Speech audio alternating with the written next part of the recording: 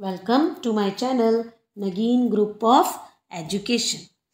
Now in my previous lecture we are discussing about the concept of hybridization that is related with the valence bond theory, but today we are discussing about the molecular orbital theory. Now what is molecular orbital theory? नाम ही indicate करता है बच्चा molecular orbital यानी orbitals जो किसी भी shell के या किसी भी एटम के जो होते हैं, लेकिन अब हम लेंगे मॉलिक्यूल्स के ऑर्बिटल्स. अब हमने किसी एटम के ऑर्बिटल नहीं लेने जिसको हम एटॉमिक ऑर्बिटल बोलेंगे. अब हम लेंगे मॉलिक्यूल जैसे H2N2 O2 F2, इन मॉलिक्यूल्स के ऑर्बिटल्स लेंगे. And this theory was given by the Hund's and Mulliken in 1932. And what are the salient feature of this theory? First salient feature, electron in a molecules. Suppose हमने H2 ले लिया, N2 ले लिया, O2 ले, these are the molecules. तो इन molecules में जो भी इलेक्ट्रॉन्स होंगे ना, in the various molecular orbital as the electron of atom present in the various atomic orbitals. Molecules में जितने भी इलेक्ट्रॉन्स होंगे वेरियस मॉलिक्यूलर ऑर्बिटल में, वो वही होते हैं जो किसी एटॉमिक ऑर्बिटल एटम के एटॉमिक ऑर्बिटल्स में इलेक्ट्रॉन्स होते हैं. Now second postulates, atomic orbitals of comparable energies. जिन एटॉमिक ऑर्बिटल की कंपैरेबल एनर्जीज होती हैं, प्रॉपर सिमिट्री होती है, वही कंबाइन करेंगे और क्या बनाएंगे? Molecular orbitals. मीन्स वही एटॉमिक ऑर्बिटल्स लेंगे जो आपस में क्या करेंगे? कंबाइन करके प्रॉपर सिमिट्री दिखाएंगे और अल्टीमेटली क्या दिखा देंगे? Molecular orbital. Now there the third point, while an electron in atomic orbitals is influenced by one nucleus. अब जैसे अब सपोज मैंने ये एक हाइड्रोजन का एटम ले लिया और ये भी एक हाइड्रोजन का एटम ले लिया, तो इस हाइड्रोजन में एक इलेक्ट्रॉन है ना, इस हाइड्रोजन में भी एक इलेक्ट्रॉन है, तो इस एक इलेक्ट्रॉन पर इन्फ्लुएंस सिर्फ सिंगल न्यूक्लियस का है. नाउ अगर मैं इनकी ओवरलैपिंग करती हूँ तो ये this hydrogen nucleus and this one is the second hydrogen nucleus.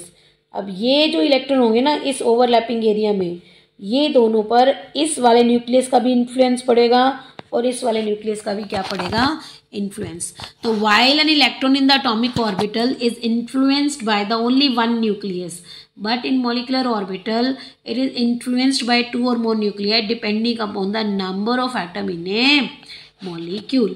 Thus an atomic orbital is monocentric क्योंकि एक ही न्यूक्लियस होता है, लेकिन molecular orbital क्या होता है? Polycentric. Now the number of molecular orbitals formed is equal to the molecular orbital जो बनेंगे ना वो बिल्कुल इक्वल होंगे जो आप एटॉमिक ऑर्बिटल्स लोगे. अगर आप जितने एटॉमिक ऑर्बिटल लोगे उतने आपके क्या बन जाएंगे? Molecular orbital. When two atomic combine, two molecular orbitals are form. अगर दो एटम के ऑर्बिटल कंबाइन करेंगे तो दो ही मॉलिक्यूलर ऑर्बिटल बनेंगे, और अगर चार एटॉमिक ऑर्बिटल बनेंगे कंबाइन करेंगे तो चार ही क्या बनेंगे? आपके मॉलिक्यूलर ऑर्बिटल्स. नाउ अगर दो कंबाइन करेंगे एटॉमिक ऑर्बिटल्स तो क्या बनेंगे? दो मॉलिक्यूलर ऑर्बिटल्स, जिसमें वन होगा बॉन्डिंग. वन क्या होगा? बॉन्डिंग मॉलिक्यूलर ऑर्बिटल्स मीन्स जो बॉन्डिंग में पार्टिसिपेट करेगा, और वन होगा एंटी बॉन्डिंग मॉलिक्यूलर ऑर्बिटल जो बॉन्डिंग में पार्टिसिपेट नहीं करेगा. Now the bonding molecular orbital has lower energy. जो पार्टिसिपेट करेगा इसका मतलब स्टेबल है, तो यानी उसकी एनर्जी कम पाएगी और उसकी स्टेबिलिटी ज़्यादा पाएगी as compare with the anti bonding. Bonding की एनर्जी कम होती है, एंटी बॉन्डिंग की एनर्जी ज़्यादा होती है. बॉन्डिंग में स्टेबिलिटी ज़्यादा होती है, एंटी बॉन्डिंग में स्टेबिलिटी कम होती है. Now next sixth postulates, just as the electron probability distribution around a nucleus. Just as जो इलेक्ट्रॉन प्रोबेबिलिटी देखते हैं ना हम न्यूक्लियस के चारों तरफ, is given by the atomic orbital, कि न्यूक्लियस के चारों तरफ इलेक्ट्रॉन्स कहाँ मिलेगा कहाँ नहीं मिलेगा वो कौन बताता है? एटम का ऑर्बिटल. सेम हेयर अगर आपको इलेक्ट्रॉन की प्रोबेबिलिटी अगर जाननी है मॉलिक्यूलर ऑर्बिटल में, वो कौन देगा? मॉलिक्यूल्स. मॉलिक्यूल के ऑर्बिटल में जाननी है तो हमें कौन देगा? Molecules. Now next postulates, the molecular orbital same is filling the electron just like in the atomic orbital, like Pauli exclusion principle and the Hund's rule. तो हमें पता है पॉली एक्सक्लूजन प्रिंसिपल क्या होता है कि जब भी इलेक्ट्रॉन फिल करोगे 2 से ज़्यादा किसी ऑर्बिटल में इलेक्ट्रॉन फिल नहीं कर सकते, है ना। ये तो पॉली एक्सक्लूजन था। होम्स रूल कहता है कि अगर आपने पहले आप सिंगल मल्टीप्लिसिटी एक इलेक्ट्रॉन को हर एक ऑर्बिटल में पहले एक इलेक्ट्रॉन फिल करेंगे, उसके बाद आप क्या करेंगे, कंप्लीटली फिल करने के बाद, सिंगली ऑक्यूपाई करने के बाद आप उसके अंदर सेकेंड इलेक्ट्रॉन्स की फिलिंग करेंगे। तो एटॉमिक ऑर्बिटल की जैसे आपने फिलिंग कर रही है, सेम वैसे ही आप किसकी करोगे, मॉलिक्यूलर ऑर्बिटल की फिलिंग करेंगे।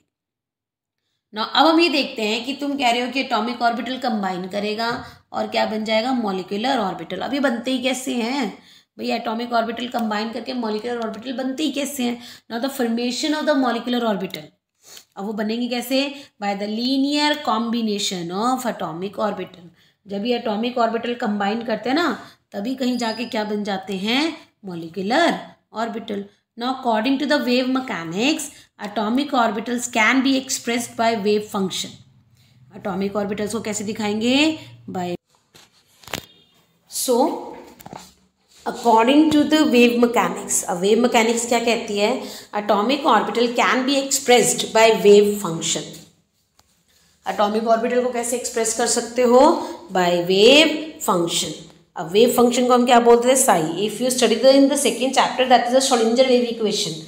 अब श्रोडिंगर वेव इक्वेशन क्या कहती थी, अगर किसी एटम के ऑर्बिटल में मुझे प्रोबेबिलिटी चाहिए फाइंडिंग ऑफ इलेक्ट्रॉन की, वो हमें कौन बताएगा, साई। एंड साई जो था वो क्या है, intensity of finding the electron. So wave function size which represent the amplitude of the electron waves. तो these are the obtained from the Schrodinger wave equation. Since it cannot be solved for any system containing more than one electron, क्योंकि हम इसको एक कोई भी system जिसके अंदर एक से ज़्यादा इलेक्ट्रॉन है सॉल्व तो नहीं कर सकते, है ना। तो molecular orbital which are one electron wave functions for the molecules are difficult to obtain directly from the solution of the Schrodinger wave equation. क्योंकि मॉलिक्यूल्स में तो नेचुरली बात है एक से ज़्यादा पाएगा, तो इसलिए मॉलिक्यूलर ऑर्बिटल्स को हम श्रोडिंगर वेव इक्वेशन से साई की वैल्यू सॉल्व नहीं कर सकते। तो इस प्रॉब्लम से बचने के लिए कि श्रोडिंगर वेव इक्वेशन तो मॉलिक्यूलर ऑर्बिटल को हमें साई की वैल्यू सॉल्व नहीं करके देगा, तो इस प्रॉब्लम से बचने के लिए हमने एक नया कंसेप्ट सीखा, that is LACO, linear combination of atomic orbital. Now let us apply this method to the homonuclear diatomic molecules. Now homonuclear diatomic molecules का मतलब हाइड्रोजन, है ना, hydrogen, nitrogen, oxygen and fluorines. Now two atoms A and B consisting of two atoms. Each hydrogen atom in the ground state has one electron in one s orbital. Now atomic orbital of these atoms may be represented by the wave function. ठीक है, जिसको हम किससे represent करेंगे, wave function. अब wave function क्या है, suppose मेरे पास दो हाइड्रोजन है, this one first hydrogen, this one second hydrogen, this is wave function A and this hydrogen है वेव फंक्शन बी। मैथमेटिकल देखा जाए तो जो ये कॉम्बिनेशन आ रहा है, लीनियर कॉम्बिनेशन, या तो वो एडिशन से बनता है या फिर वो किससे बनता है, सब्सट्रैक्शन से।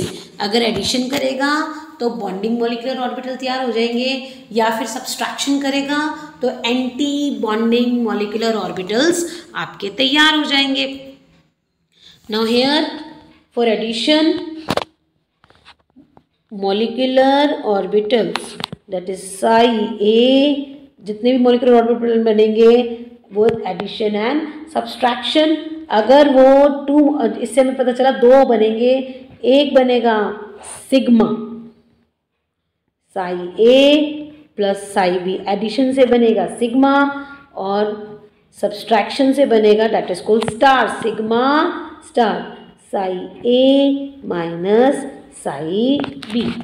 Now the molecular orbital sigma formed, हाँ जी, जो ये मॉलिक्यूलर ऑर्बिटल सिग्मा है वो बनेगा addition of the atomic orbital और उसको बोलते हैं bonding molecular orbital. Why sigma star is formed by the subtraction of atomic orbital. Now this is called anti-bonding molecular orbital. And how can we represent this? See, हम उसको represent कैसे करेंगे, like this. Here first hydrogen atom, here second hydrogen atom. When these, क्योंकि ये 1s orbital है, ये भी 1s orbital है, तो जितने आप एटम के ऑर्बिटल लोगे उतने ही आपके क्या बनेंगे, molecular orbital. So these are the molecule. This is atomic orbit. This is atomic orbital. This one is the atomic, and now this is the molecular orbital. Now this one is the molecule. This is atomic orbital, and this one is the molecular. Now hydrogen 1s1 and plus 1s1. So one for first hydrogen and here for the second hydrogen. लेकिन जब आप हमें पता है कि एक orbital में 2 से इलेक्ट्रॉन तो ज़्यादा फिल नहीं कर सकते हम, क्योंकि पॉली एक्सक्लूजन प्रिंसिपल है. तो both the 2 electron are filled in the sigma. अब this one is the empty and this one is the completely filled. तो हाइड्रोजन के केस में एक बॉन्ड बनेगा और वो कौन सा होगा, बॉन्डिंग ऑर्बिटल. तो we can make this bonding and anti bonding. Now qualitatively the formation of the molecular orbital can be understood in terms of the constructive and destructive interference of the electron wave of the combining atom. ठीक है, in this मतलब आप construction और destructive interference से हम सीख सकते हैं. In this formation of the bonding molecular orbital 2 electron waves of the bonding atom, 2 waves होंगी जो एक दूसरे को रीइंफोर्स करेंगी due to constructive interference, while in the formation of anti-bonding molecular orbital the electron waves cancel each other due to destructive interference. Bonding बनेगा तो दोनों waves constructive interference करेगी, और जब एंटी बॉन्डिंग होगा तो दोनों वेव्स डिस्ट्रक्टिव इंटरफेरेंस करेगी. As a result electron density in the bonding molecular orbital is located. अब बॉन्डिंग मॉलिक्यूलर अब कंस्ट्रक्टिव होगा तो इलेक्ट्रॉन की डेंसिटी कहाँ होगी, bonding molecular orbital is located between the nuclei and the bonded atom, because of which the repulsive between the nuclei is very less, while in case of anti-bonding molecular orbital most of the electron density is located away from the space between the nuclei. अगर constructive होगा तो most of the electron कहाँ होंगे, बिल्कुल nucleus के पास ही हो जाएंगे. लेकिन डिस्ट्रक्टिव होगा तो इलेक्ट्रॉन कहाँ मिलेंगे, न्यूक्लियस के स्पेस से बाहर मिलेंगे. ठीक है, तो less while in case of anti bonding molecular orbital, जो कहाँ मिलेंगे आपको, away from the space between the nucleus. In fact there is a nodal plane. वो तो हमने सेकंड चैप्टर में भी सीखा था कि इनफैक्ट एक नोडल प्लेन भी होगा जहाँ पर प्रोबेबिलिटी बिल्कुल क्या होती है, 0. Hence the repulsion between nuclei is high, तो इसलिए रिपल्शन ज़्यादा हो जाती है. Now electron placed in bonding molecular orbital tend to hold the nuclei together. अगर बॉन्डिंग में इलेक्ट्रॉन है वो न्यूक्लिया को एक साथ होल्ड करेगा और स्टेबलाइज करेगा. अब bonding molecular orbital always possesses lower energy. Bonding की एनर्जी कम होती है जिसकी वजह से एटॉमिक ऑर्बिटल कंबाइन कर जाते हैं. ठीक है, लेकिन एंटी बॉन्डिंग डीस्टेबलाइज करेगा मॉलिक्यूल को, क्यों, क्योंकि उसकी एनर्जी ज़्यादा होती है. बॉन्डिंग की एनर्जी कम होती है, एंटी बॉन्डिंग की एनर्जी ज़्यादा होती है. क्यों, इससे म्यूचुअल रिपल्शन आएगी इलेक्ट्रॉन के बीच में, and orbital is more than the attraction. ठीक है, तो रिपल्शन ज़्यादा होगी as compare to attraction between the electrons and the nuclei, जिसके उसकी एनर्जी जो है वो इंक्रीज कर जाती है. Now it may be noted that energy of the anti bonding orbital is raised above the. अब एंटी बॉन्डिंग की एनर्जी और बढ़ जाती है because of the energy parent atomic orbitals that have combine. मतलब जो पेरेंट एटॉमिक ऑर्बिटल कंबाइन करते हैं ना, उससे भी ज़्यादा एनर्जी बढ़ जाएगी. ठीक है, और जबकि बॉन्डिंग की पेरेंट एटॉमिक ऑर्बिटल से कम हो जाती है, मतलब जिसकी एनर्जी कम होगी वो तो और भी ज़्यादा स्टेबल हो गया. Thus the total energy of 2 molecular orbital however remain the same as of the 2 original atomic orbitals. So यहाँ से हमें पता चला कि किस तरह से कि एटॉमिक ऑर्बिटल आपस में कंबाइन करेंगे या फिर कंबाइन नहीं करेंगे. Now next topic is condition for the combination of atomic orbitals. अब हमें कुछ ये तो पता चल गया कि भाई एटॉमिक ऑर्बिटल्स कंबाइन करेंगे, 1 बॉन्डिंग बनेगा, 1 एंटी बॉन्डिंग बनेगा. लेकिन ऐसी कोई क्राइटेरिया है जिससे हमें पता चले कि भाई वो बॉन्डिंग और एंटी बॉन्डिंग करेगा कैसे. Now the linear combination of the atomic orbitals. जब लीनियर कॉम्बिनेशन होगा ना एटॉमिक ऑर्बिटल्स का, नाउ टेक प्लेस ओनली. अब वो कब होगा, जब ये कंडीशन सेटिस्फाई करेगी. Now first condition, combining atomic orbital must have the same और the nearby same energy. जो भी आप एटम के ऑर्बिटल ले रहे हो ना, उनकी एनर्जी या तो बिल्कुल सेम होनी चाहिए या ऑलमोस्ट सेम होनी चाहिए. This means 1s can combine with 1s but not with 2s orbital, क्योंकि 1s की कम होती है, 2s की ज़्यादा होती है. Because of the energy of 2s orbital is appreciably higher than that of 1s. So this is not true if the atoms are very different. तो first point से हमें क्लियर हुआ कि एनर्जी दो एटॉमिक ऑर्बिटल अगर आपस में combine कर रहे हैं तो एनर्जी कैसी होनी चाहिए, कंपैरेबल और नियरली सेम. अब सेकेंड सेटिस्फाइड क्या होना चाहिए condition, combining atomic orbital must have same symmetry, उनकी सिमेट्री भी एक जैसी होनी चाहिए. About the molecular axis bye convention z axis is taken as the molecular axis. हम z axis को molecular axis लेंगे. It is important to note that atomic orbital having same or nearly the same energy will not combine. ठीक है, if they do not have the same symmetry. तो यहाँ से ये भी पता चला, अगर मान के चलो दो एटम आपने लिए हैं और दोनों एटम की एनर्जी नियरली सेम है, लेकिन वे फिर भी कंबाइन नहीं करेंगे अगर उनकी सेम सिमेट्री नहीं हुई तो. For example 2pz can combine with 2pz but not with 2px and 2py. क्यों?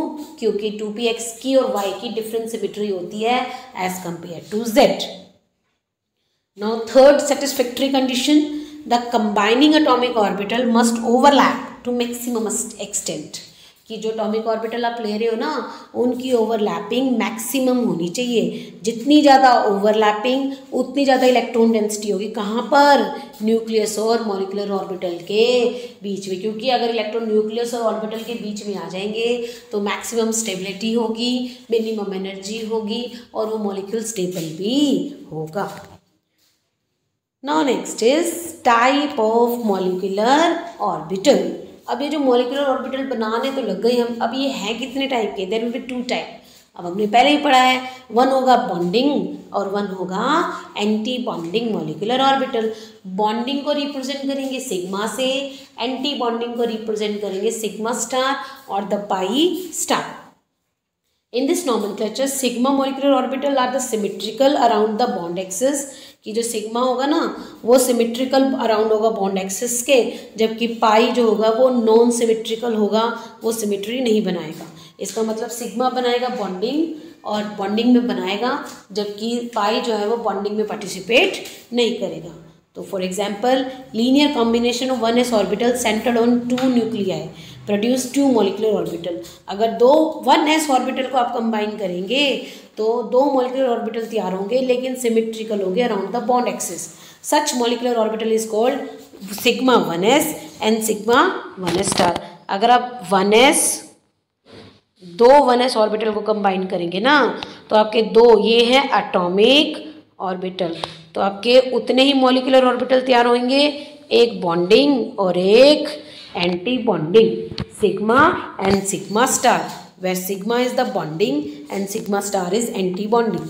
If internucleus axis is taken to be the z axis, so it can be seen that linear combination of 2pz orbital of 2 atom also produce 2 sigma mol. अगर 2pz molecular axis है तो 2pz भी 2 molecular orbital बनाएगी.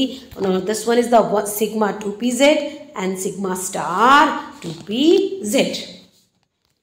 ना molecular orbital जिसके अंदर 2px और 2py orbital है वो सिमेट्रिकल तो है ही नहीं, क्योंकि not symmetrical around the bond axis. अब क्यों? Due to the presence, because of the presence of the positive lobes above and the negative lobes below the molecular plane. तो अब ये भी क्योंकि साइडवेज ओवरलैपिंग है तो इफेक्टिव ओवरलैपिंग नहीं है. तो such molecular orbital are labelled as pi and pi star. Pi 2px, pi star 2px, pi 2py and pi star 2py. Now pi bonding में इलेक्ट्रॉन की डेंसिटी जो होगी above and below the internuclear axis ज़्यादा होगी. Anti bonding में क्या होगा? Has a node between the nucleus. तो यहाँ से हमें पता चला कि जो साइडवेज ओवरलैपिंग में हेल्प करेगा वो पाई बॉन्डिंग होगा और साइडवेज में जो हेल्प नहीं करेगा वो पाई स्टार होगा. So student, I hope you understand this molecular orbital theory. So if you like me this lecture, so आप मेरे लेक्चर को लाइक कीजिए. ओवरलैपिंग नहीं करेगा वो किस में पार्टिसिपेट करेंगे? वो एंटी बॉन्डिंग कहलाएंगे, क्योंकि वो बॉन्डिंग में पार्टिसिपेट नहीं कर रहे. Now next is energy level diagram for the molecular orbitals. Now अब हम एनर्जी लेवल डायग्राम कैसे बनाएंगे? नाउ वी नो दैट कि मॉलिक्यूलर ऑर्बिटल थियरी हमें यही बात सिखाती है कि आप जितने एटॉमिक ऑर्बिटल लेंगे उतने ही आपको क्या बनेंगे, मॉलिक्यूलर ऑर्बिटल्स, जिसमें हाफ आपके बॉन्डिंग होंगे, हाफ आपके एंटी बॉन्डिंग मॉलिक्यूलर ऑर्बिटल्स होंगे। सपोज आपने 1s ऑर्बिटल की कॉम्बिनेशन करी है 1s के साथ, सपोज आपने हाइड्रोजन एंड हाइड्रोजन की कॉम्बिनेशन की है, तो you have total 2 atomic orbitals. Now these two, one is bonding and one is anti-bonding, and one is anti-bonding. This is called sigma and this is called sigma star. Clear? Now अगर अब हम बात करें 2s की, now 2s combined with 2s. Now here also one is bonding, that is called sigma 2s, and one is anti-bonding, that is called sigma star 2s. This is bonding molecular orbital, anti-bonding molecular orbitals. Now again if you have 2p, now अगर हम 2p की बात करें, now you have 2px, 2py and 2pz. Now you have total, you have 3, लेकिन अगर हम देखें तो ईच मॉलिक्यूलर ऑर्बिटल्स जो हैं अपने क्या प्रोड्यूस करेगा, एटॉमिक ऑर्बिटल्स 6 मॉलिक्यूलर ऑर्बिटल्स जो होंगे वो प्रोड्यूस करेंगे। कैसे? 2px सिग्मा स्टार 2p पाई, क्योंकि पाई किस ये जो आपके 2px है वो साइडवेज ओवरलैपिंग करते हैं, 2py भी साइडवेज ओवरलैपिंग है, एंड 2z क्या है, इंटरन्यूक्लियस। तो यहाँ से बनेंगे साइडवेज ओवरलैपिंग है तो 2px, पार्टिसिपेट करेंगे बॉन्डिंग में तो पाई 2px, और अगर वो पार्टिसिपेट नहीं कर रहे हैं तो पाई star 2px। Same air y, pi 2py, pi star 2py, and this z sigma 2pz and sigma star 2pz. This is bonding and this is anti-bonding. So like this we can make the molecular orbital. Now this is the energy level diagram.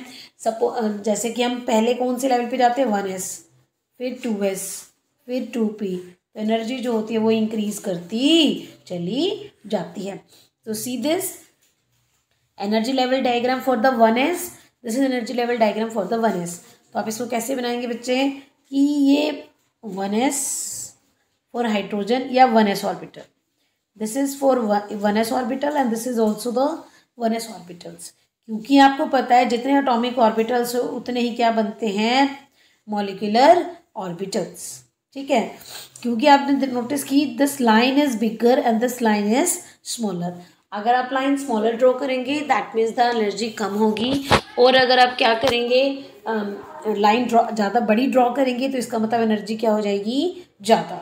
तो hair bonding की energy कम होती है, this is called sigma 2ps, और anti bonding की energy ज़्यादा होती है, इसको बोलते हैं sigma star 2ps।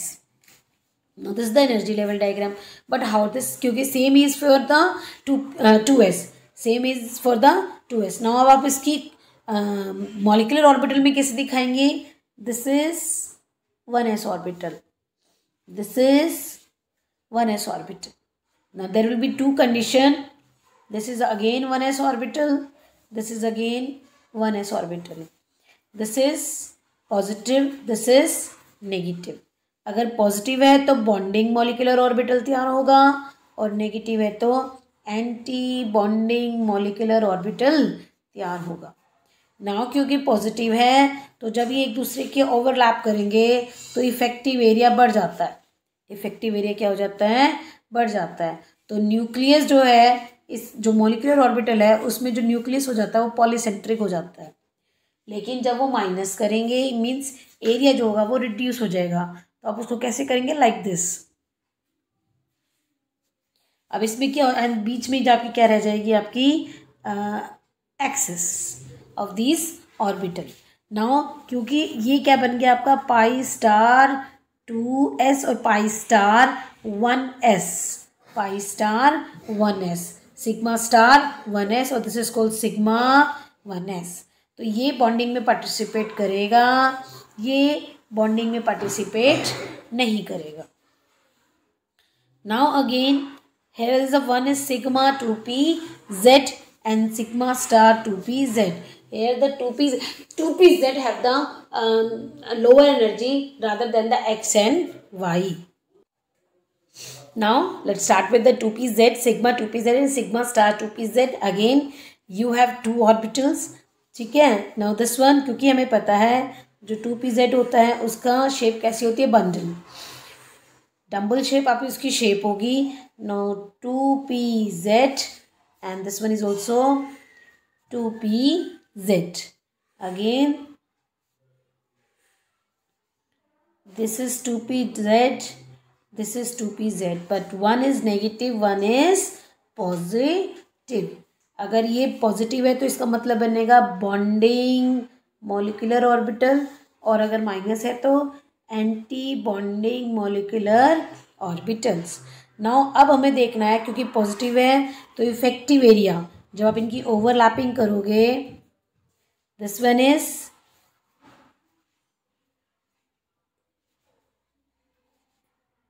Now this one negative positive positive negative, तो पॉजिटिव साइड आपका इंक्रीज कर जाएगा, तो this one is the positive, this one is the negative. तो यहाँ पे एरिया इंक्रीज हो गया, तो यहाँ पे प्रोबेबिलिटी फाइंडिंग ज़्यादा है इलेक्ट्रॉन के मिलने की। नाउ अगर आप इसको माइनस कर रहे हैं देन आप क्या करेंगे, एरिया हम कम दिखाएंगे। This is your axis and this one negative positive positive negative, तो ये एरिया जो होता है वो कम हो जाता है, जहाँ पे प्रोबेबिलिटी जो होती है इवन कम होने लग जाती है। Now again for this 2px and 2px, तो अगर 2px शेप दिस वन, या तो आप इनको एंटी बॉन्डिंग मॉलिक्यूलर ऑर्बिटल, या फिर क्या बनेंगे, bonding molecular orbitals. Now sine plus minus,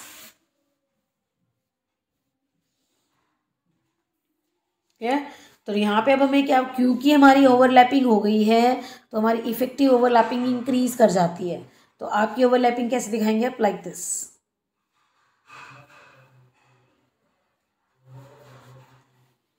this is internuclear axis and this one is the bond axis. तो यहाँ पे हमें पता चल ऑर्बिटल एक्सिस, तो जिससे हमें पता चल जाएगा ये एरिया जो है वो इंक्रीज कर जाएगा। तो दिस इज पाई 2px, क्योंकि साइडवेज ओवरलैपिंग है तो that is called the pi 2px। Now अगर अब आपके एंटी बॉन्डिंग तैयार करनी है तो ये आपकी ऑर्बिटल एक्सिस,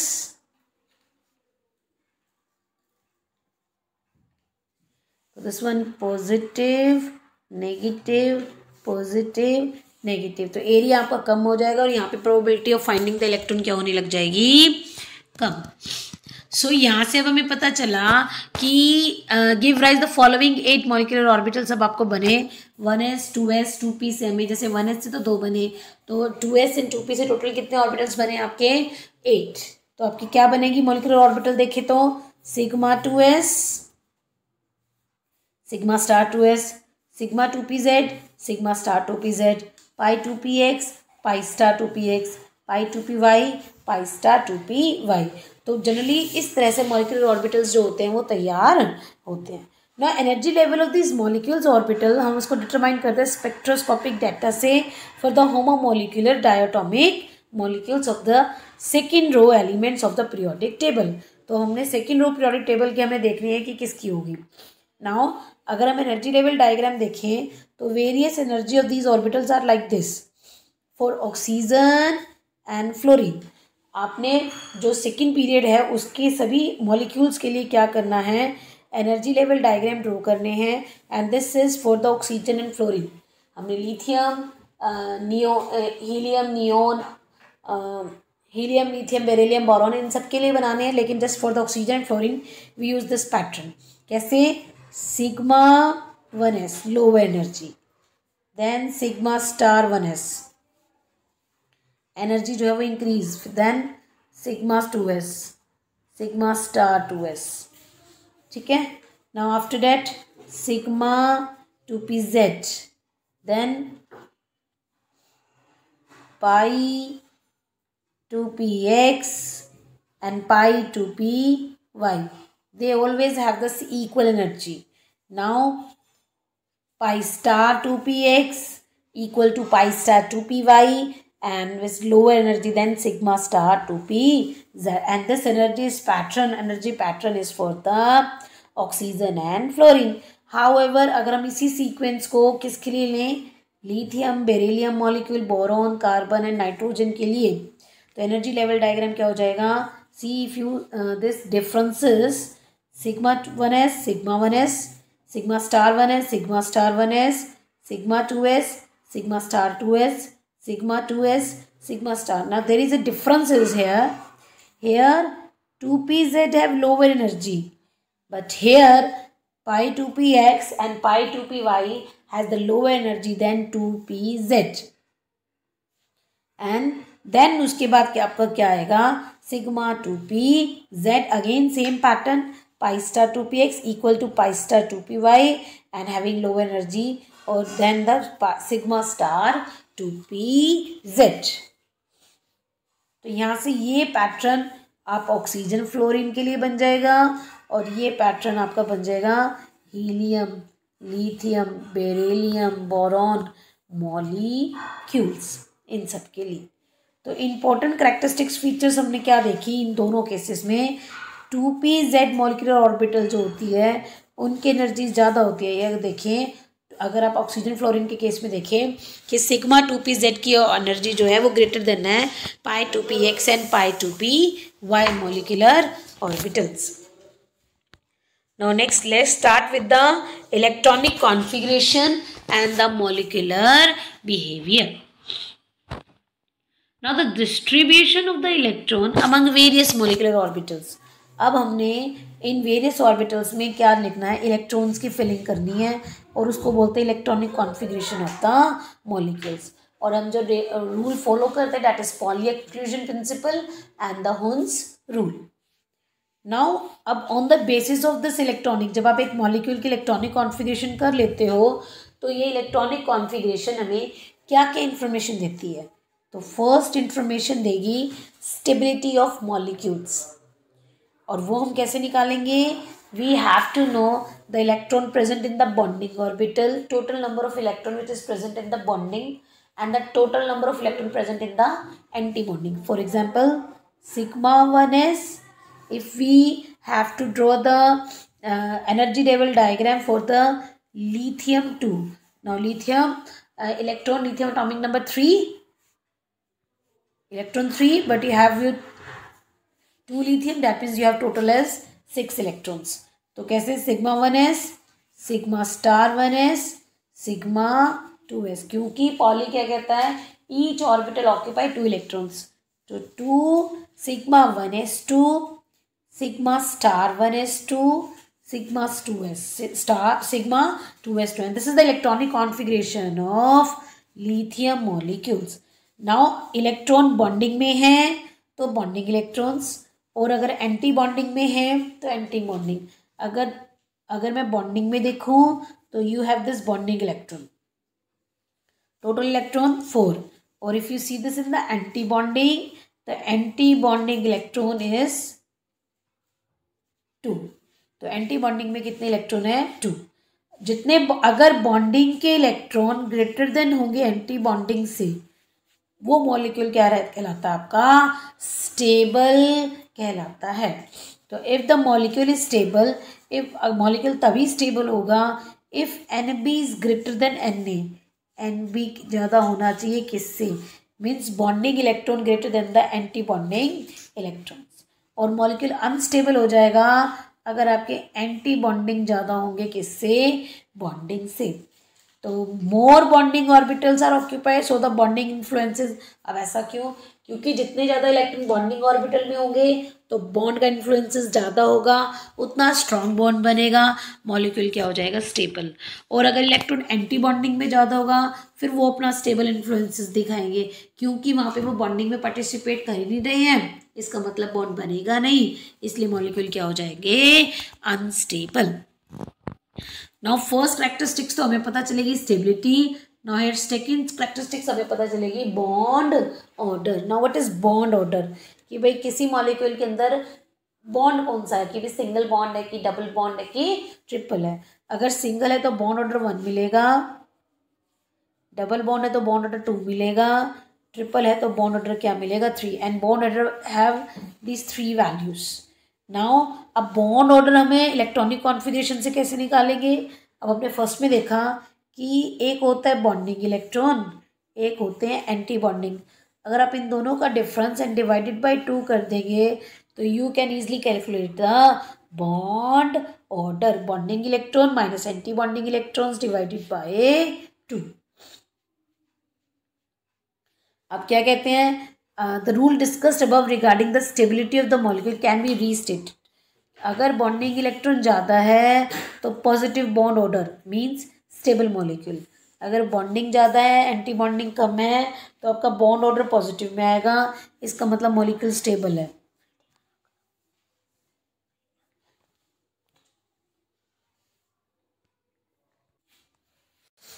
बॉन्डिंग इलेक्ट्रॉन ज़्यादा है एंटी बॉन्डिंग से, मतलब बॉन्ड ऑर्डर क्या आ जाएगा आपका पॉजिटिव और मॉलिक्यूल स्टेबल है।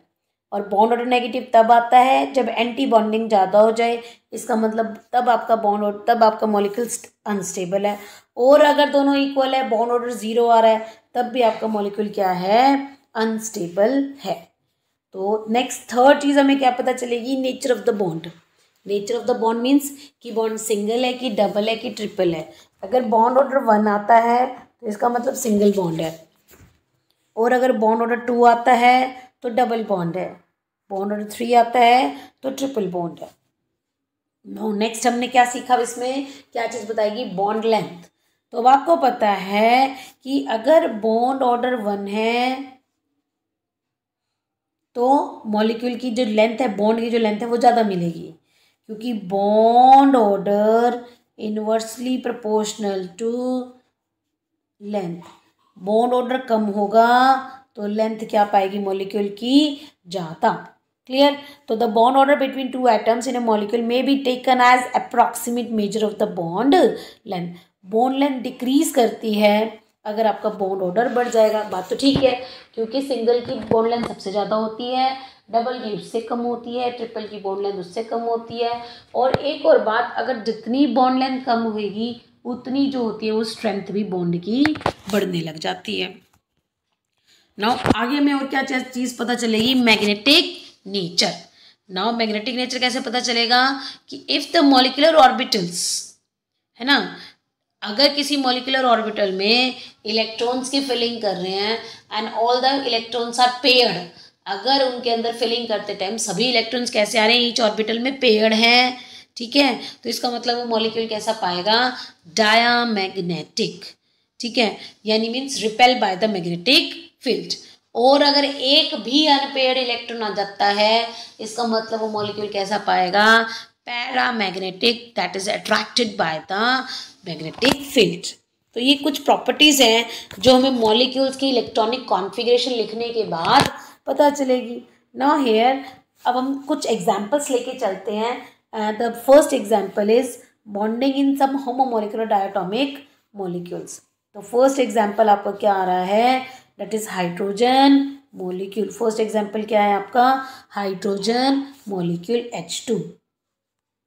Now we have know that in H2 only 2 electron is present, and for the H2 molecule let's start with the electronic configuration. Sigma 1s, sigma star 1s, sigma 2s, sigma star 2s, हमारी ऐसी configuration चलती है।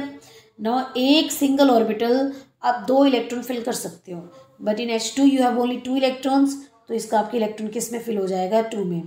So hydrogen molecule have the electronic configuration at molecular orbital electronic configuration is sigma 1s2। Clear. तो यहाँ से let start with this कि 2 electron और दोनों किस में एंटर कर गए हैं, सिग्मा 1s में। तो यहाँ से जब हम कॉन्फ़िगरेशन बना लेंगे इसकी, तो अब हम सब अब नेक्स्ट क्या निकालेंगे, स्टेबिलिटी। अब हमें पता है this is the bonding molecular orbital. So electron in the sigma 1s2. Now bonding electron कितने हैं 2, ठीक है, और एंटी बॉन्डिंग इलेक्ट्रॉन कितने हैं 0. तो that means Nb greater than Na. इसका मतलब मॉलिक्यूल जो है वो स्टेबल है. H2 का मॉलिक्यूल क्या है, स्टेबल है. नाउ सेकेंड में हमने क्या सीखना था बच्चे, दैट इज बॉन्ड ऑर्डर निकालना. वो कैसे निकालते थे, Nb माइनस Na अपॉन में 2. बॉन्डिंग में इलेक्ट्रॉन्स कितने हैं 2, एंटी बॉन्डिंग में 0 divided by 2 and it comes out to be 1. इसका मतलब बॉन्ड ऑर्डर 1 आने का मतलब हाइड्रोजन और हाइड्रोजन के बीच में कैसा बॉन्ड है, सिंगल. तो this means that 2 hydrogen atom are bonded together by the single covalent bond. And its bond dissociation energy जो है that will be 438 किलोजूल पर मोल and bond length is 74 picometer. Since क्योंकि कॉन्फ़िगरेशन सिग्मा 1s2 है hydrogen की, there will be no unpaired electron. 2 are present, both are paired. These 2 electrons are paired. इसका मतलब molecule कैसा है आपका, diamagnetic, that is repelled by the magnetic field. Now second molecule is helium. Now let's start with the helium configuration. अगर हम helium की बात करते हैं, He2. Now He2 का मतलब 1 helium has 2 electrons, तो 2 + 2 = 4. 1 helium में कितने इलेक्ट्रॉन होते हैं 2, तो 2 में कितने हो जाएंगे 4. तो let's start with the electronic configuration.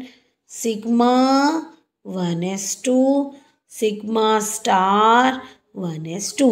Total 4, 2 electrons इस 1s में चले गए, सिग्मा 1s में, और 2 इलेक्ट्रॉन किस में फिल करेंगे आप, क्यों, सिग्मा स्टार 1s में.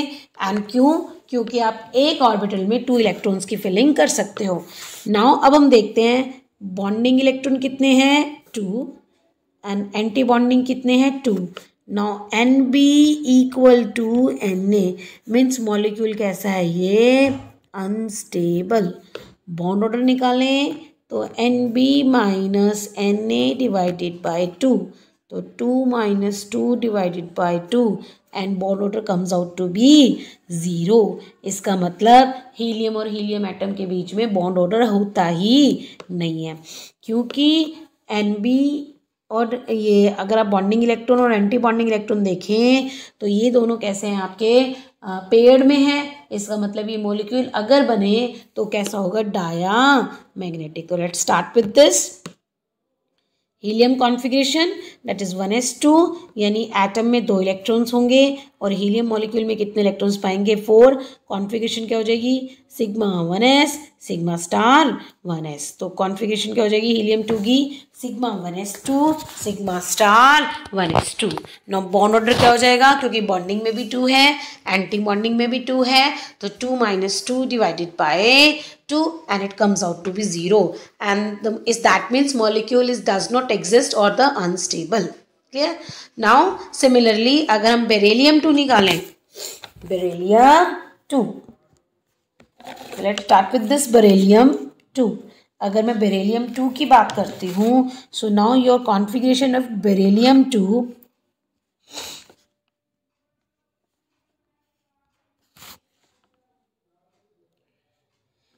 now beryllium has 4 electron, total हो गए 8.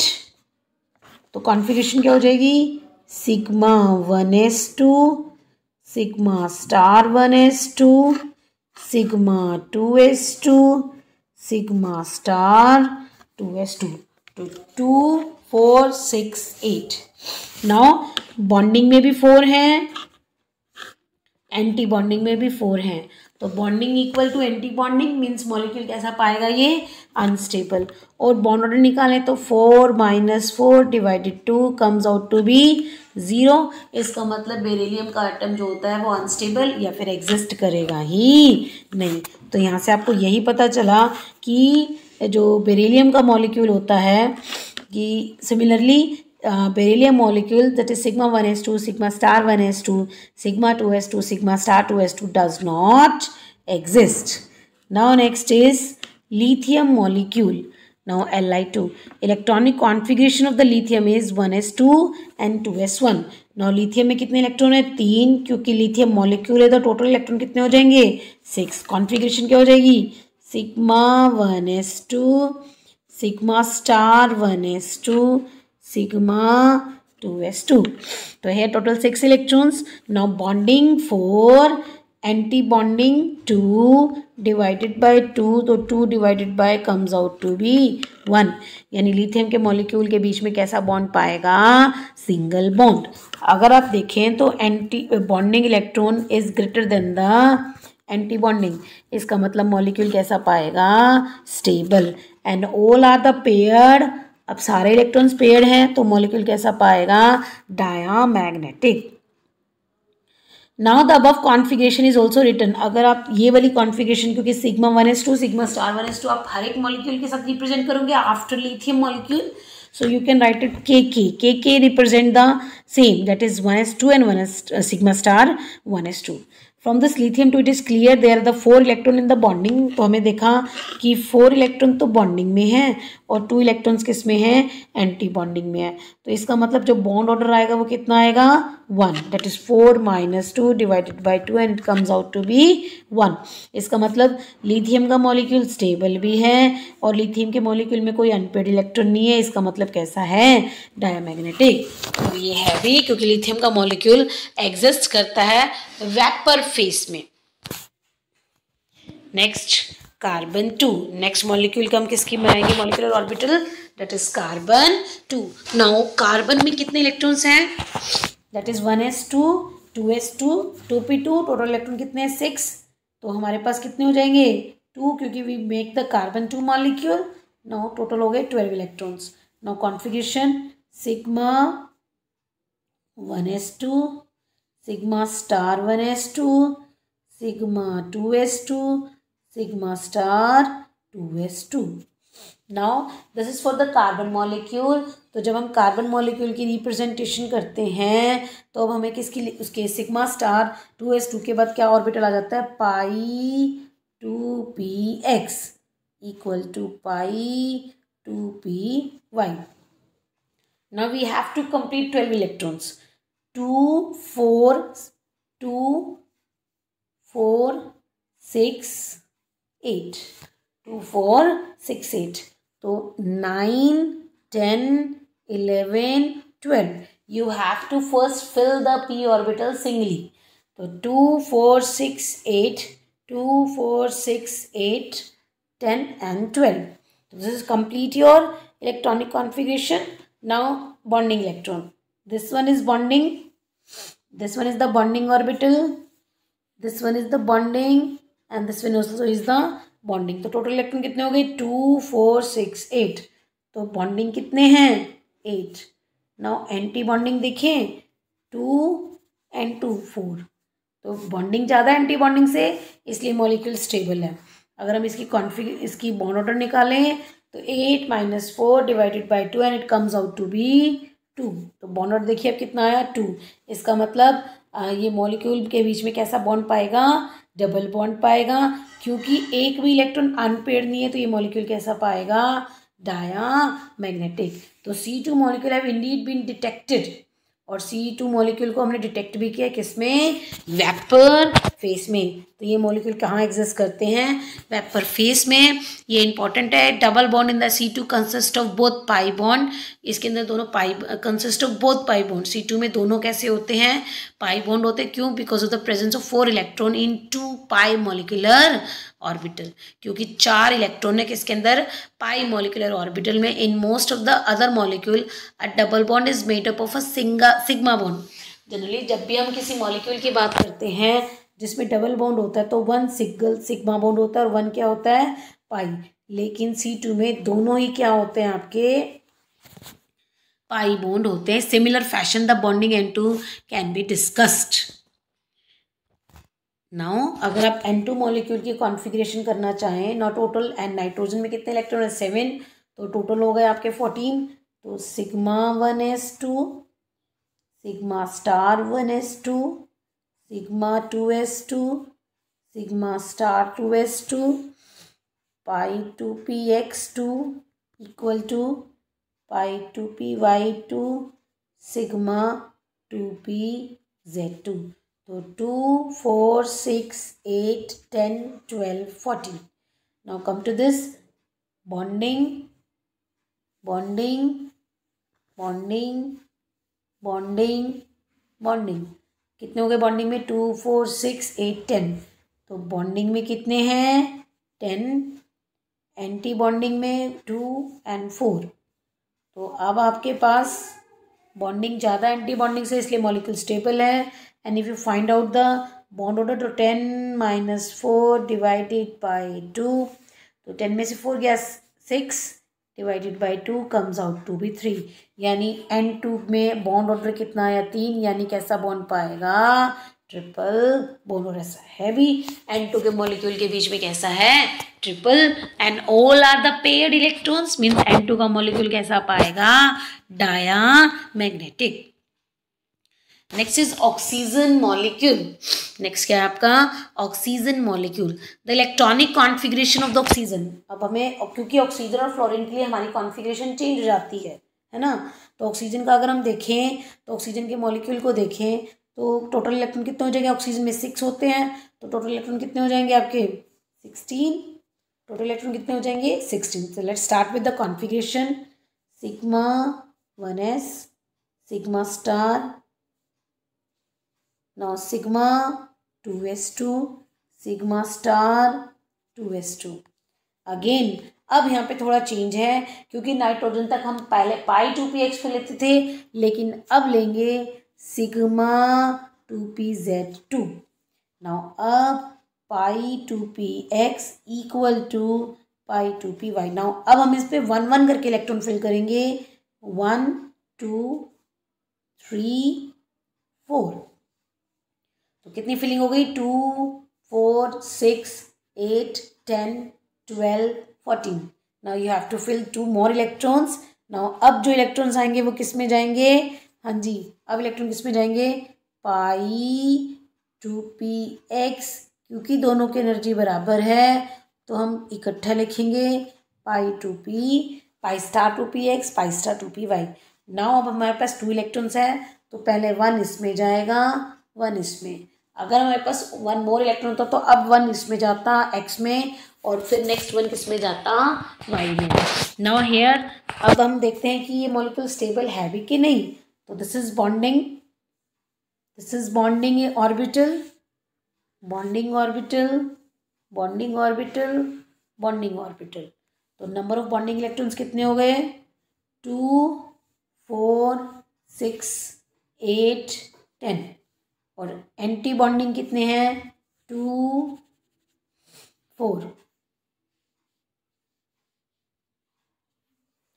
2 4 5 6। एंटी बॉन्डिंग कितने हैं? 6। तो लेट्स स्टार्ट विथ, क्योंकि बॉन्डिंग ज़्यादा है एंटी बॉन्डिंग कम है, इसलिए मॉलिक्यूल कैसा पाएगा? स्टेबल। नाउ अब हम देखते हैं, अगर हम इसका बॉन्ड ऑर्डर निकालें तो 10 - 6 divided by 2 and it comes out to be 4 divided by 2 and it comes out to be 2। यानी ऑक्सीजन के मॉलिक्यूल में कैसा बॉन्ड है? डबल। क्योंकि जब कॉन्फ़िगरेशन करते हैं तो ऑर्बिटल में एक एक इलेक्ट्रॉन आता है, इसका मतलब क्योंकि अनपेयर्ड इलेक्ट्रॉन है तो मॉलिक्यूल कैसा पाएगा? पैरामैग्नेटिक। सो सीधे से इलेक्ट्रॉनिक कॉन्फ़िगरेशन देखें तो ऑक्सीजन की sigma 1s2, sigma star 1s2, sigma 2s2, sigma star 2s2, sigma 2pz2, pi 2px2 equal to pi 2py2 and pi star 2px1 and pi star 2py1। अगर bond order निकालेंगे तो 10 - 6 equal to 2 and it comes out to be 2। तो oxygen के molecule में कैसा bond होता है? Double. Oxygen molecule should be paramagnetic, prediction that correspond to the experimental observation. तो in this way theory successfully explain the paramagnetic nature of the oxygen. Similar the electronic configuration of other homonuclear diatomic molecules of the second law of periodic table can be written. ठीक है। Now and the molecular properties of B2 through neon. The sequence of the molecular orbitals and their electron populations are shown. The bond energy, bond length, bond order and magnetic properties and the valence electron configuration appear below this orbital diagram. So see this orbital diagram अगर हम देखें, see this is molecular occupying, that will be the molecular properties of the B2 through Ne2. B2 से लेकर Ne2 तक का आपका सबका जो है ये molecular orbital diagram है जो हमने अभी 1 by 1 बनाकर सीखा है. Now next topic is hydrogen bonding. Now next topic is hydrogen bonding. अभी हाइड्रोजन बॉन्डिंग कैसी होती है. नाउ हाइड्रोजन बॉन्डिंग क्या होती है बच्चे कि अगर मैं एक एटम तो ले लूँ हाइड्रोजन, ठीक है, क्योंकि हाइड्रोजन बॉन्डिंग है, नाम ही हाइड्रोजन है, तो हम एक एटम ले लेते हैं हाइड्रोजन, और हाइड्रोजन के साथ दूसरा एटम फ्लोरीन, ऑक्सीजन या फिर नाइट्रोजन, ठीक है, और इनके बीच में बॉन्ड बनाए तो वो आपकी क्या कहलाएगी, हाइड्रोजन बॉन्डिंग. तो लेट्स स्टार्ट विद दिस कि क्या होता है. Nitrogen, oxygen, fluorines, they have highly electronegative elements. ये बात तो ठीक है कि नाइट्रोजन, ऑक्सीजन, फ्लोरीन क्योंकि इनका साइज छोटा है तो ये हाईली इलेक्ट्रोनेगेटिव एलिमेंट्स हैं, और ये जब हाइड्रोजन के साथ अटैच्ड होते हैं तो वो कोवलेंट बॉन्ड बनाते हैं. ये बात भी ठीक है कि हाइड्रोजन और फ्लोरीन के बीच में जब बॉन्ड बनता है, क्योंकि फ्लोरीन मोर इलेक्ट्रोनेगेटिव है तो इसके ऊपर पार्शियल नेगेटिव चार्ज आ जाता है और इसके ऊपर क्या चार्ज आ जाता है, पार्शियल पॉजिटिव. लेकिन हमारे पास सैंपल में एक मॉलिक्यूल थोड़ी ना होता है. सपोज मेरे पास एक और मॉलिक्यूल है उस सैंपल में, ठीक है, तो यहाँ पे अगेन इसके ऊपर पार्शियल नेगेटिव चार्ज, इसके ऊपर पार्शियल पॉजिटिव चार्ज. तो here the positive charge of the molecule due to its nuclear influences, nuclear force of attraction, it attract the hydrogen. ठीक है ना, ये क्या करेंगे, अट्रैक्ट करेंगे इलेक्ट्रॉन. हाइड्रोजन क्या कर लेगा, अट्रैक्ट कर लेगा किससे, फ्लोरीन के इलेक्ट्रॉन्स को नियर बाय मॉलिक्यूल से. तो इनके बीच में एक फोर्स ऑफ अट्रैक्शन डेवलप कर जाएगी जिसको हम क्या बोलते हैं, हाइड्रोजन बॉन्डिंग. तो when they are attached to a hydrogen atom, जब आप इसको हाइड्रोजन एटम के साथ अटैच करेंगे तो ये क्या बना देते हैं, covalent bond. An electron of the covalent bonds are shifted towards the more electronegative elements. और इलेक्ट्रॉन कहाँ शिफ्ट कर जाते हैं, मोर इलेक्ट्रोनेगेटिव एटम्स के पास शिफ्ट कर जाते हैं, जिसकी वजह से जो इलेक्ट्रोनेगेटिव एलिमेंट होता है उसके ऊपर आ जाता है पार्शियल नेगेटिव चार्ज, और हाइड्रोजन पे क्या एक्वायर हो जाता है, पार्शियल पॉजिटिव चार्ज, और दूसरे पे क्या जाता है, पार्शियल नेगेटिव चार्ज. अब ये इस बॉन्ड को हम क्या बोलते हैं, hydrogen bond. Even it is weaker than the covalent bond. तो HF मॉलिक्यूल, अगर हम HF मॉलिक्यूल में देखें, hydrogen bond exist between hydrogen atom. Hydrogen atom है one molecule and the fluorine of another atom of another molecule. ठीक है, दूसरे molecule के फ्लोरीन और फर्स्ट मॉलिक्यूल के हाइड्रोजन के बीच में जो बॉन्ड एग्जिस्ट करता है वो क्या कहलाता है, आपका हाइड्रोजन बॉन्ड. तो यहाँ से देखा, एक हाइड्रोजन बॉन्ड एक ब्रिज का काम कर रहा है दो मॉलिक्यूल के बीच में, और उन दोनों मॉलिक्यूल में कैसा बॉन्ड है, covalent bond, and other by hydrogen bond. ना हाइड्रोजन बॉन्ड को आप ऐसे डॉट लगा के रिप्रेजेंट करेंगे, वाइल सॉलिड लाइन आपकी रिप्रेजेंट करेगी कोवलेंट बॉन्ड को. तो यहाँ से हम एक हाइड्रोजन बॉन्डिंग को डेफिनेशन दे सकते हैं कि hydrogen bond can be defined as the attractive force which binds hydrogen atom of one molecule with the electronegative atom of another molecule. कि भाई हाइड्रोजन एटम एक तरह का फोर्स ऑफ अट्रैक्शन है किस किस के बीच में, एक मॉलिक्यूल के हाइड्रोजन और दूसरे मॉलिक्यूल के इलेक्ट्रोनेगेटिव एटम के बीच में. ना कॉज ऑफ द फॉर्मेशन, अब ये बनता ही कैसे है हाइड्रोजन बॉन्डिंग. तो आई ऑलरेडी टोल्ड यू कि हाइड्रोजन बॉन्डिंग जब भी बनेगी there is a electron negativity difference between hydrogen and other atom, and that other atom should be more electronegative.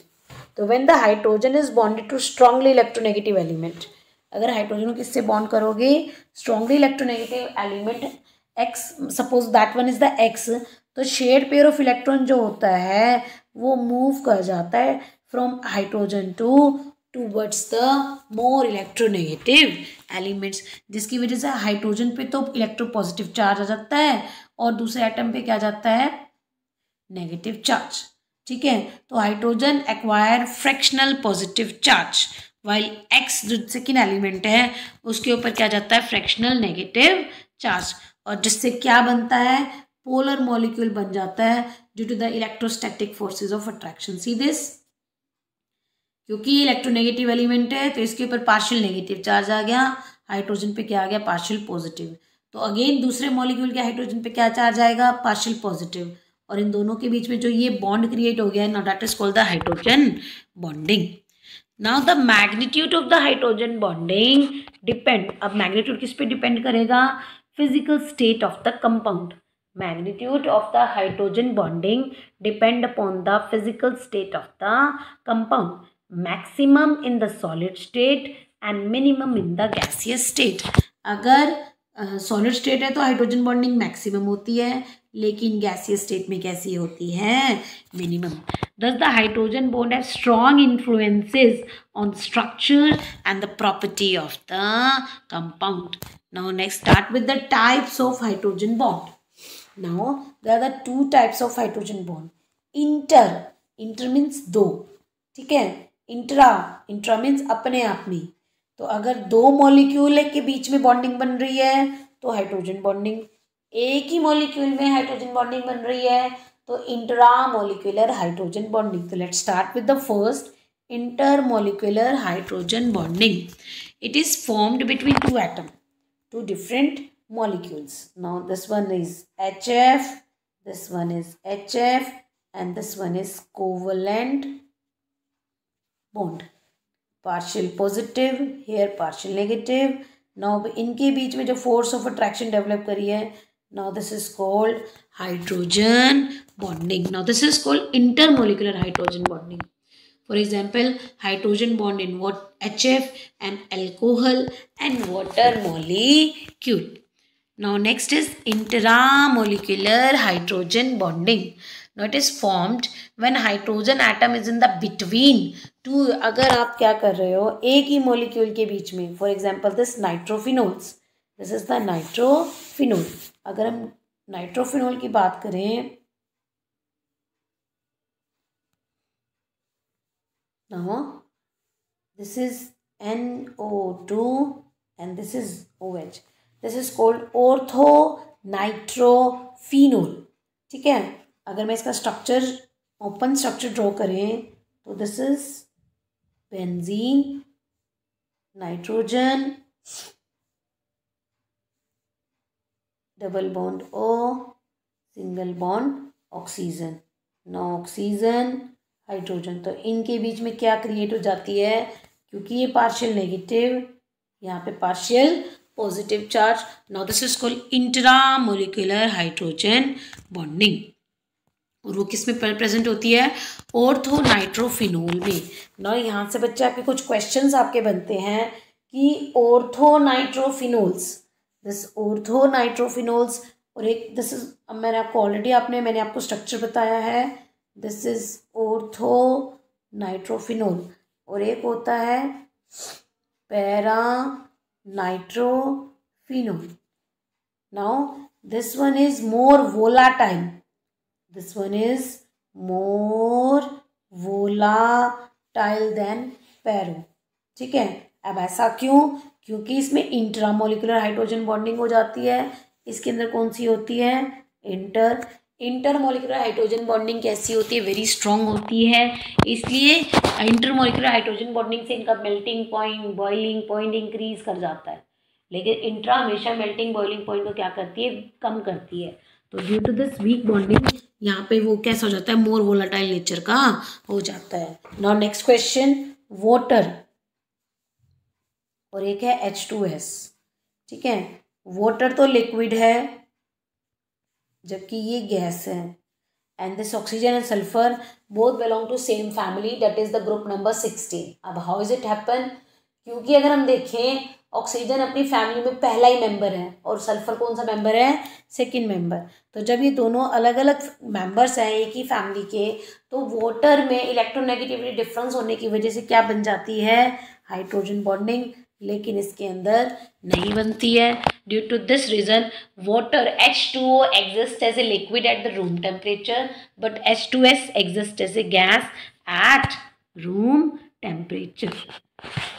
So students, I hope you understand this chapter, that we have completed this chapter. So आपको मेरा lecture पसंद आया हो तो आप मेरे lecture को like कीजिए, सब्सक्राइब कीजिए एंड शेयर कीजिए. Okay, thank you, bye bye.